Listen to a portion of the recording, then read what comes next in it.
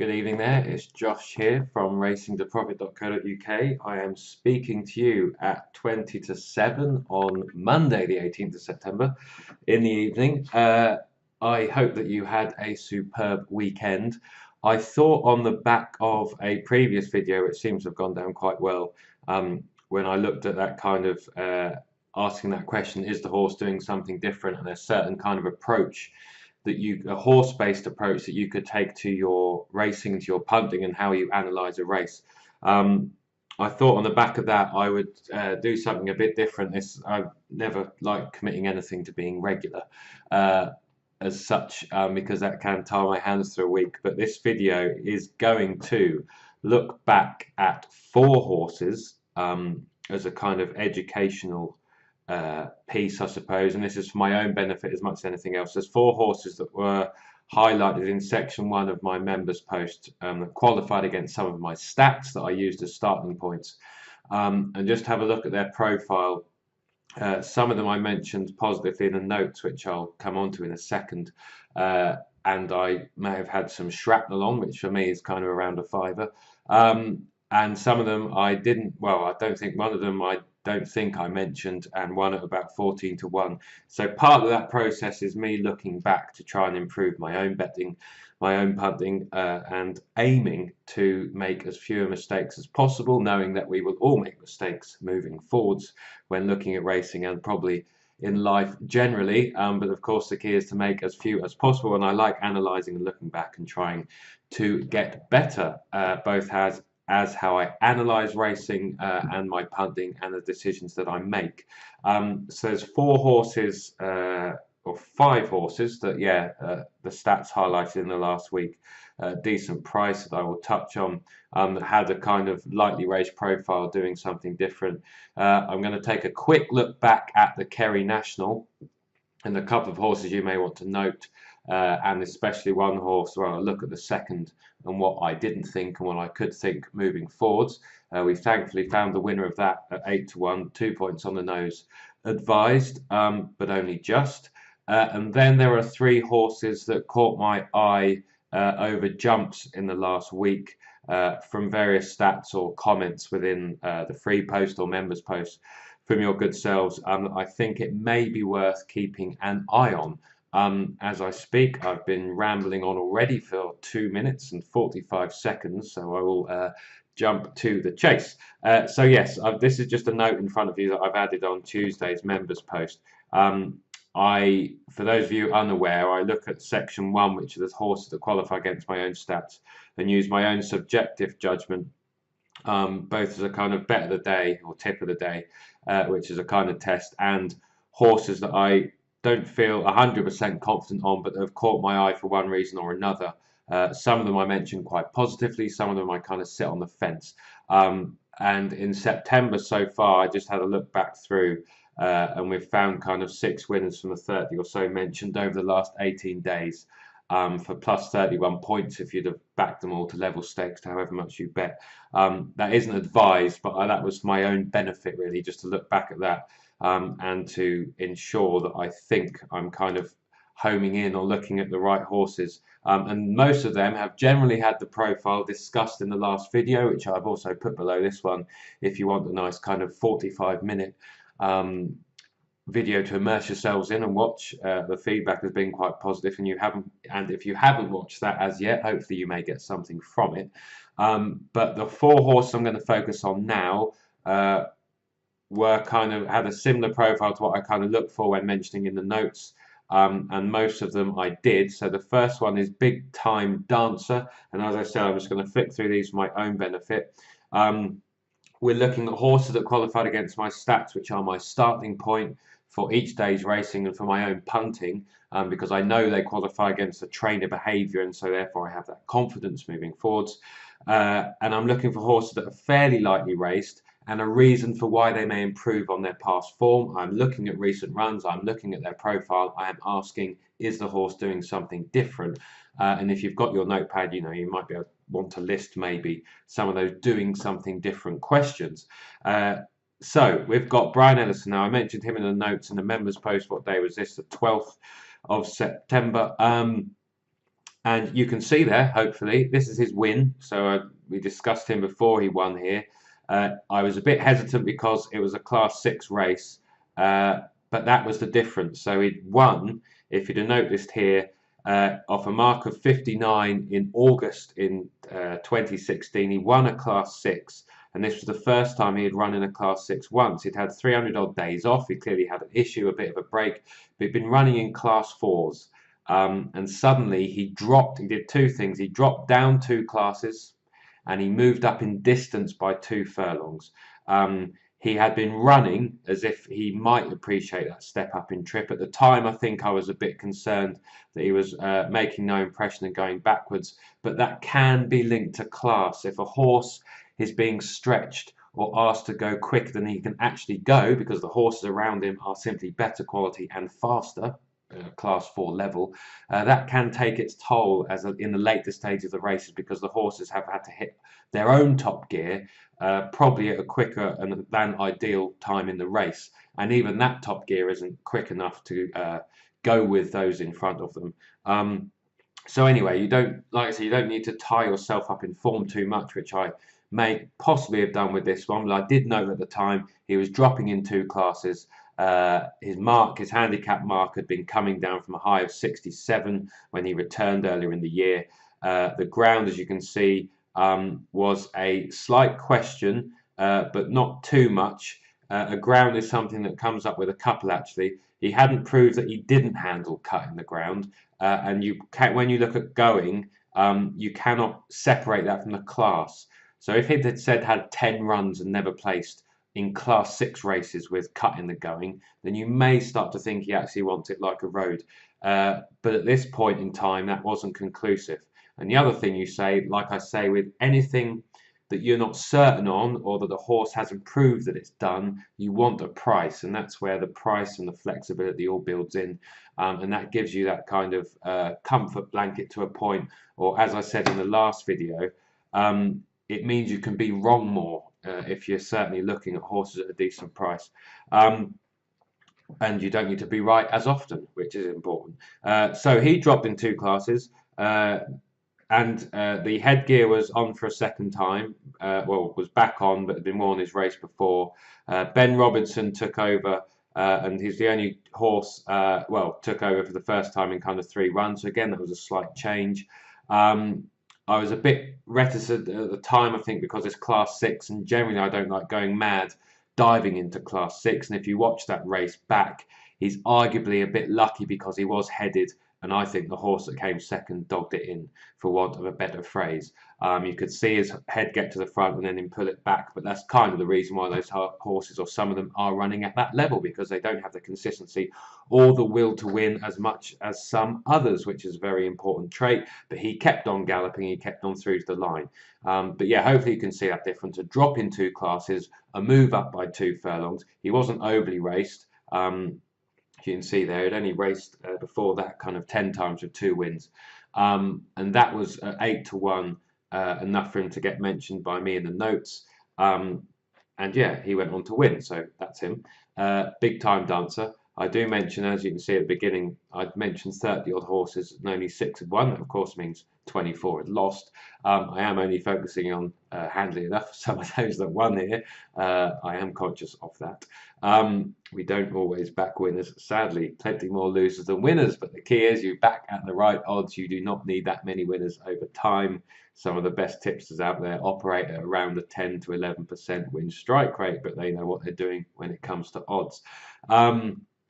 Tagur, age 3. Now, I didn't mention this one, I don't think.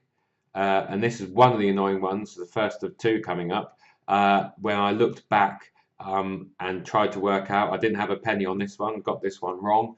And now looking back, what do I look at? There's a few things, and this is in hindsight, and this is me trying to get better for the future. Well, Kevin Stott took over. You do not necessarily need to make a judgment on the quality of the jockey, and in truth I didn't look at this. I think I looked at the horse, who before this was 0 from kind of 15 over both codes. well, flat and all weather in Korea, and I probably thought, oh, and then didn't spend enough time to look at it. Slap on the wrist. You should always at least open up the profile and have a decent look. You can see there on the handicap front, from a high of 68 as a handicap mark in nurseries, he was running, or he was running off 59 here. So his mark had been coming down. We knew about Kevin Ryan before this race, that he had struggled a bit over the summer months. The horse was returning kind of in a shorter rest pattern than it had for a little while. They're kind of little things. The headgear stayed off. And the other thing, I suppose, what was of some interest, because on this occasion, this one moved up in class. He was turning up. So the run before was the first time he'd shown anything in a while. And he'd actually, ran a decent race from the front for most of it. So at least he was turning up here in form. And the other thing to say is, it was a maiden going into this. It was the first time that he'd run on heavy ground. And that gets back to that ground point before. He has clearly relished it, and it could well be that he just hasn't liked as much a firmer surface, or that this has seen him let himself down and actually come out to his best. The other point to note is he was a 3-year-old. A lot of this previous form is in nurseries as a 2-year-old. Clearly, every horse at this age is able to grow and develop and put on muscle and strengthen up. So maybe, and Tagur was a double-figure price, I think, in the morning, possibly 10, possibly 12 to 1. I think he was backed well enough. Possibly. I'm doing that from memory, but I might have that wrong. That was one of the harder ones to find, but as I've said, and you may have heard me say before, I always think that any horse that wins that I haven't got any money on from any of my stats or starting points, I feel like I should back all of them. Clearly I don't, but that's why I like to look back, drill in and see if there is anything I could have done differently. So I could have noted that it was her first run on heavy, and that maybe, possibly, maybe, she would be seen in a better light. What I did notice after the race was this Haydock run. You can see here, it was only the 4th run of her life, but it was the only time she'd encountered heavy. So if I just did I just say it was the first run on heavy? It wasn't. It was the 2nd run on heavy, as I can see there in front of me. So what I was going to note is, in terms of his first run over that distance, but the thing I wanted to note here on only her 4th start of her life was the fact that she kept on inside the final furlong, and that isn't something I looked at before. And that clearly possibly was a distance thing. As you can see, they then stepped her up to 1 mile and 7 furlongs, which is generally where she's raced over since. But she kept on inside the final furlong, which suggested on that one run that the ground was okay and worth another dart. She wasn't going backwards. She wasn't falling out the back of the TV. So that should have been noted. The dropping handicap mark should have been noted. The change of jockey, not necessarily because Stott was a 2nd jockey. There may have been actually some stats around him and Ryan at Carlisle. I'm not sure. I didn't look at the time. But you never know. Stott may have worked this horse at home, may have actually known him at home.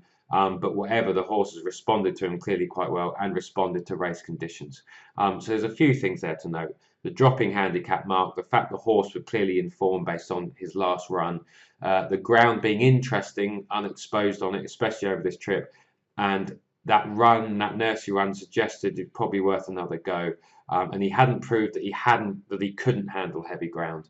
And from memory, it probably was a weak race at the time, but I didn't look into it in much depth. I may have been put off by the fact he was going back up in class. But there's a few things to learn there that I can look at. Again, lightly raced, some belief that he might show more one day, although we're starting to look a bit exposed. But yeah, it seems like heavy ground on 7 furlongs has done the trick. And maybe just being informed for the first time in a while. So let's leave Tagur. That was a harder one to find, clearly, because I didn't find it and didn't back him before the race. Neither did I, Lady Perignon. Oh, God, right, kicking the balls. Who won at 14 to 1. Now, why should we have been interested in her? Of interest. Well, it's the class drop, isn't it, really? And there was a pace angle. So she was only before this 1 from 6, 2 places. It's Andrew Balding. The yard was going along okay. They weren't necessarily in red hot form, but going along okay. And it was simply the drop in class. And I think I put this in another video, so I might be repeating myself if you watched it before. but I may have mentioned this horse before. And the other was the rest pattern. She'd had 291 days, then 31, then 31. So she'd had a month off between runs, which is a long time for a flat horse. Suddenly she turns up 12 days later, which is of interest, and drops into a class 5. And I did note before the race in my own head that there was a chance that she could make all and dictate from the front under Jimmy Fortune, which is exactly what she did. Her mark had also come up down from the start of this year at 81. It was now 74. So quite a drop in the handicap. She had a drop in the handicap. You had the quicker return than had been the case so far this season, which was possibly an indication that it was fit, or they're trying something different at home in terms of training regime, or they thought she was ready to go. And you had the drop in class to class 5 and the pace angle within the context that she was likely raced. So there are many things there that could have ticked the box. And at 14 to 1, you can take such chances, and we'll fly on from that. Dark Devil was one that I positively mentioned in the notes over the weekend, who won at 10 to 1, backed into 9 to 2. There was a few things why I had 5 on him, which staking amount doesn't matter. You bet what you can afford to lose. You might have different banks and different pots for different things. You back on your confidence levels. As I've used an example before, when I tip and things, the horses I'm most confident in are 3 mile plus handicap chases. Any of you that read the blog for any amount of time will hopefully know why. They're the races I like analysing, and as a comparison, I started off betting kind of 250s and 5s in there, and now they're up to kind of £20 a point. Whereas this one I kind of threw 5 at because I wasn't as confident. But you will hopefully see here again a couple of the things. You'll see the class drop cropping up again. So the horse dropped in class, and this time on the back of a good run over course and distance at the higher class. So he'd ran on well, he'd stayed on well in the closing stages. There was every reason to think he could build on that run, and he drops in class here. Handicap mark hadn't moved. And this is another one where the ground was simply an unknown. It was his first race on heavy. I had no idea whether he'd handle it. I had no idea whether he'd hate it. That's where at 10 to 1 you take a stab. You're going to find plenty of those types where they don't handle the ground. First one on heavy, don't handle it at all. But that's why you want to take a price. I was a bit put off by the type of race it was. It was a gentleman amateur riders, I believe. Billy Garrity hadn't done too much in his race to date, like most. I did think after the race, actually, that Richard Fahey doesn't have too many poor jockeys on his books and doesn't let rubbish jockeys generally ride his horses. He's quite good in that regard, bringing jockeys through the ranks. That's something I thought about again after he won, for a reason why maybe I could have been more confident, but I wasn't. But he was given a kind of strong enough mention in the fact that he was in form and he was dropping in class, doing something different. The ground was an unknown. And yeah, he was in form coming into it. So that was one of interest. Again, a fairly lightly raced profile. He did have wins on the board at least. And yes, that course and distance form before. So yeah, again, a few things there which caught my eye when mentioning that particular horse in that particular race. The final one is Hitchcock, which I went to have a look back. I was away at the weekend over at a friend's wedding and didn't engage in much racing at all. Bar updating the kind of members posts and things. I didn't have time to look through any runners, but I did pick this one out just again as a learning point. I wanted to see if he was doing anything different and as a reason for why he might suddenly improve. And again, Kevin Ryan, another horse, lightly raced. He was 0 from 5 on the flat turf, a 3-year-old. He was outpaced and never a factor at Thirsk. I mean, that was quite a poor run, but he did at least step up by 7 furlongs. And now this is the one where he'd really done nothing in his career to date, and he was running for his first ever time on soft. And there is every chance, well, it looks like there's every chance there because he was eased towards the finish and he's absolutely bolted up. He has relished that ground, clearly. And as you look back now with hindsight, there's a possible chance that running on good to firm ground, on good, decent ground, has been far from ideal for this horse, and he's actually wanted soft all along. So again, you don't need to tie yourself up in knots about will he handle the ground, will he not. The fact is, and how I look at these things is, he's never proved, he's yet to race on it, and therefore he hasn't proved that he doesn't handle it. And can I, knowing that, do I like the odds and can I afford to take a chance at the odds? Can I afford to be wrong? Well, at 8-1, I'm not sure if he was, I think he was 10s, 11s backed into 8s. He stepped up in trip as well. So two big things there different. And Kevin Stott took over from an inexperienced jockey in the last race. And the mark again had come down from his first handicap. He was given a rating of 69, and that was this year. And he found himself on 55. So there was a chance there that you could have given to him based on those doing something different, lightly race profile, hit some trainer stats to start with, lightly race profile, doing a couple or three things different, up in trip, first run on soft ground, jockey change from last time. The blinkers returned, as you can see there. So again, just another headgear switch to keep the horse thinking. He clearly is a bit of a thinker. So you've got all those different things at 10-1, 11-1. I know some of my members from the comments, I think possibly, well, one, I think backed him at least, which is always good. I would like to think I may have backed him if I'd have had a look, but then I have no idea. But yeah, with that thinking of unexposed, doing something different, nice price, take a chance. So that's four. That's four horses that had that profile, like fairly lightly raced, doing something different. A couple of them come into the race in form. So there's different things you can tick there. We mainly saw there distance moves, class moves, first run on the going, handicap marks falling through the floor, rest pattern, that type of thing. So hopefully you've got something from that. Oh, and yeah, headgear switches, jockey switches, and pace setup, whether the horse will get an easy lead, may they change the running style of the horse. So that's that. Let's move on to the Kerry National. I'll keep this quick. This race is usually a slog. This one was in heavy ground. I tipped up four horses. The winner, 2-point win. The third, Bay of Freedom, and the fourth, Feeder Steve. The fifth finished Stone Last, well, was pulled up. So, or the fourth horse, sorry, was pulled up. I thought might outrun his odds of 25-1, but he drifted to 33s and was pulled up. So there we go. Potter's Point looks definitely one to take forward. Unexposed over fences. He did see this out really well, and he was pulling away further at the line. He kind of was all out, but he was staying on well. And I believe some kind of Kerry National winners of years gone by do show up and do well, but it's worth knowing as the winter progresses what horses really do handle a slog, and this one is still unexposed. This race may have taken a fair bit out of him, but he clearly lugs a bit of a heavy ground slog.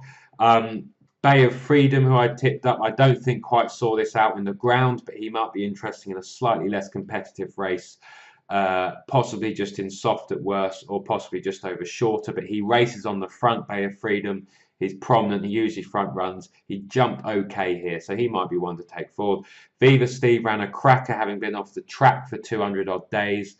Again, this ground after that break may have been a bit too sapping for him. He ran here really well as if he handled it, so moving forward, he'd hardly run on heavy ground either. But it looked like he stayed well enough as well. I'd like to see him after he had a run, but 3 miles on soft to heavy ground might be okay. And he hasn't had many runs for Fergal O'Brien. It looks like he's got a chaser there that's on a mark that he can work with. And it wouldn't surprise me if he pops up somewhere before Christmas in the winner's enclosure. Toy Fields, the last one I'll mention before mentioning the second. He had a stamina question, and I don't think he saw out this trip over on this ground. I'd probably want to... he might prove me wrong moving forward, but I'd want to see him drop back to kind of 2 mile 5, 2 mile 6 if it's heavy. On good ground, he might be okay. He clearly handled the ground, I think, because this was still a decent half run. But maybe he wants a bit shorter trip. And they keep holding him up as well. He had to come from further back, which can be tough, especially in this ground. And those in front weren't really stopping either. So whether or not they can try racing him a bit more handily over a bit shorter, but that was a decent run. They're the last ones I mentioned on that before I mentioned the second, who I nearly made got wrong, I should say. He clouted. Now, the reasons I didn't tip him were his inexperience to a point, and I had a slight niggle over his question, over his jumping. In the end, that proved right. But at 14-1, I maybe should have considered him a bit more. The French bred did niggle at me as well, because going into the Kerry National, they were 0 from 21 place over the last 20 years. That is a small sample. This one has clearly absolutely relished the conditions. He has got so much in hand. He ploughed through about 3 fences, and he looked ungainly in his jumping still. And if he hadn't have done that, I suspect he would have won. And therefore, he is worth noting moving forwards. I had incorrectly a niggle or a concern over stamina and ground, and I really don't know why. If we look back here over some of his older form near the bottom, he stayed on really well in a novice hurdling heavy for Willie Mullins, grade 3.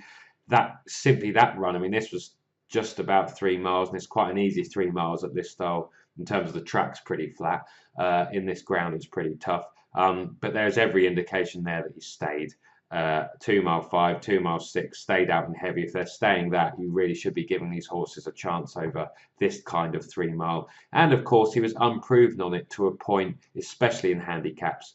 And at 14s, he did hit my stats long list of about 8 horses. He had a really low weight on his back, even lower with the jockey claim. And he was only had 6 chase runs before this, so he was thoroughly unexposed. He came here on the back of hacking up the race before, and he really should have been a bit higher in my thinking. And of course, I'm saying that in hindsight in terms of how he run, and the fact that he probably should have won, or would have won, not should have, because he didn't jump well enough to win. So he shouldn't have won because he didn't jump well enough. If he had a jump well enough, he probably would have won. So he is one to watch moving forwards. It'll be good to see if Joseph O'Brien can sharpen up that jumping, because they went a good pace here. It was heavy ground. He had plenty of time to measure his fences, and they're not the biggest at this style. So he does need to brighten up his ideas. So it'll be interesting at what they do, whether or not they try headgear. Again, moving forwards, we shall see, but he will need to sharpen up his jumping. If he does, he definitely has a muddy, sloggy, heavy ground chase in him somewhere, because I thought this was quite a decent race. There are plenty of unexposed horses in this. I think the right horses finished in the right positions. So this could be a race to watch moving forward. So I'd keep an eye on this particular horse in those conditions. And finally, 27 minutes, I'll get this wrapped up within 30. 3 horses to keep an eye on. Master D cropped up on my Perth stats. He was unsteady in the market, which actually suggested he needed the run, and I think he ran as if he needed the run. O'Brien's are normally pretty spot on, but this one trapped the leader, led 4 out, headed 2 out, no extra from last. All race conditions look fine. He's run well on soft, he's won on soft. He has only had 9 chases, he's won 3. He's normally a pretty consistent horse. I should think it'll be interesting next time out, but I would expect him to come on for this run. It'll be interesting where he appears in the next few weeks, and whether or not he can build on what I thought was an okay debut effort. I suppose the only thing to take away there from is the fact that I noted how weak he was in the market. That's for a run from where his odds were. You'd expect, I thought he might be kind of well backed, but he wasn't. So I'm kind of thinking he may have needed it, and the way he ran suggested that may have been the case. So I'd keep an eye on him. They might find a weak chase with him somewhere in the next few weeks, but it looks like he can win from that mark to me still. Just a Feeling is one to note for Dan Skelton. Someone mentioned this on the blog, and you'll see he was doing plenty of things different. As it turns out, I mean, the trainer change was the main thing. As it turns out, I think he was thoroughly outpaced and never ever kind of comfortable in this race. He was ridden after the 5th. He was well beaten. Whether or not they do need to, whether or not he's just a tricky bugger, he needs headgear on. But he had run well in novice hurdles over 2 mile 5, kind of staying on. I think he was a bit run off his feet. He came second in a Toaster National Hunt flat race. Again, that would have played on his stamina. I'd be surprised and shocked if the Skeltons didn't move him up in trip considerably. And he kind of went into 11 to 4 and then drifted back out again, which makes me think, well, he was weak enough. I think they've got a horse there, given his lightly raced profile, that they can do something with. But I would like to see them step him up. And it wouldn't surprise me if on his next 2 or 3 runs, if he runs over 2.5, maybe even 3 miles, if you see a completely different horse. He looked tap for toe and never on it. So maybe a bit of headgear, maybe a move up in distance. Given how poor that run was, you might get a nice price. He could just be rubbish. but he might be one to look out for. It looks like he might want decent ground, which means they'll want to get him out in the next few weeks, hopefully before it turns completely dire. The next one I just want to note, and this is a bit of a long hop, but it's Mrs. Grass, who is age 10, but I'm convinced is going to win at Hexham again at some point in the next few weeks or couple of months. The thing I wanted to point to here, she was massively out of the handicap at the bottom of the weights. She was in class 4, but I thought she ran really well here. She had been leading and probably doing too much from the front. That may be a clever ploy to get a handicap mark down, which is slowly working. If she goes back to class 5 and gets her normal rating and weight, I thought this was a good run on heavy. She tracked the pace. She challenged 2 out. I did throw a 5 wrap because she was an elite squad qualifier and was a decent price. I kind of thought she wasn't a class 4 animal, but she had the odd run on it that was okay. But she loomed up and she was massively out of the handicap here. She challenged 2 out. She was more patiently ridden. This was a better race than she normally contests, and as yet had yet to really prove that she handles heavy.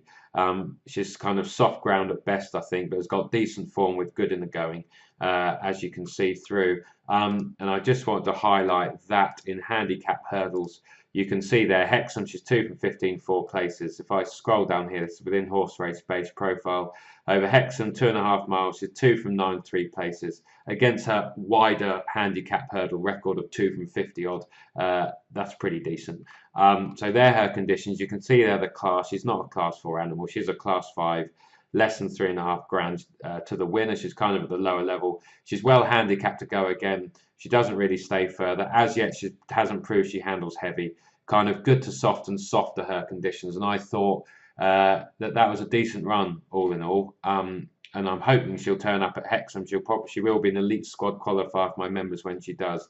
But I thought there was a lot to take from that. And if they drop her back to class 5 and there's a lack of pace on soft ground at Hexham, she could make all. Or if there's kind of more pace, she could track. But if she could build on this run, she might be building on those 2 from 50 odd stats. Clearly not a horse to go mad on, given that profile. But that might be one you want to note for some fun, loose entertainment change on a next Hexham card in the future where she is sure to turn up again.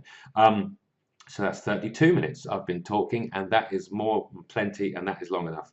So yeah, I hope you've got something from that video, something a bit different, looking through a few various different things. And I will leave that there, I think. So yeah, thanks for watching. I hope you've got something from that. And until the next time, this is Josh saying bye for now.